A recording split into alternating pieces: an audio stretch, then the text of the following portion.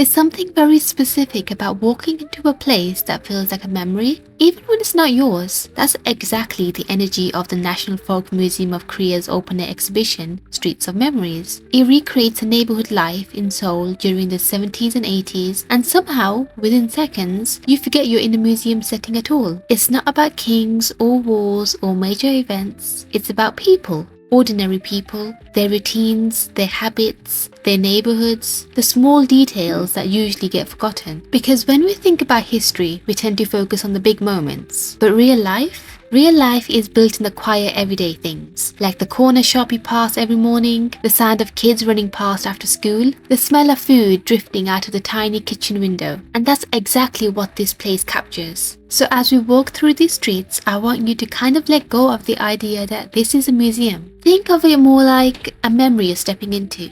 The streets here are modeled after neighborhoods in Seoul during a time when the city was changing fast. The 70s and 80s were a huge turning point. South Korea was going through rapid industrialization. Everything was growing, shifting, modernizing, but at the same time, these small, tight-knit communities still existed, and that balance is what you feel here. You'll notice right away, nothing is polished, nothing feels overly curated, the buildings are close together, a little worn, a little uneven. It feels real, like a place where people actually lived.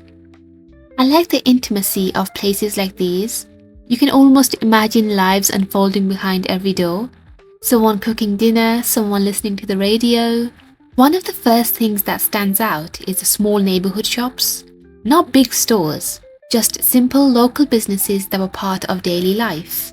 The kind of places where the owner probably knew everyone who walked in, where buying something wasn't just a transaction, it was a conversation, a relationship. And there's something about that feels really genuine, because it reminds you of a time before everything became so fast, so optimized.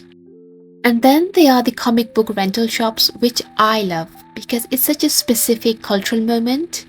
Before everything was digital, before streaming, before instant access, there was something really exciting about renting a comic book, taking it home, reading it carefully, knowing you had to return it.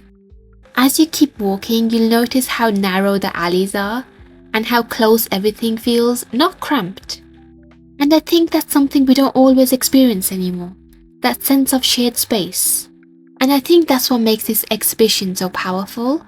It's not just showing you what things look like, it's showing you how life felt. Because at the end of the day, this isn't just about the past. It's about understanding the present. The way cities evolve, the way lifestyles change, the way certain things disappear while others stay.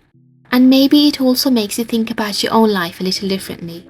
The places you go every day, the routines you don't even notice anymore, the small details that feel insignificant now, but might mean everything later. So if you ever find yourself in Seoul, this is definitely one of those places that feels worth experiencing.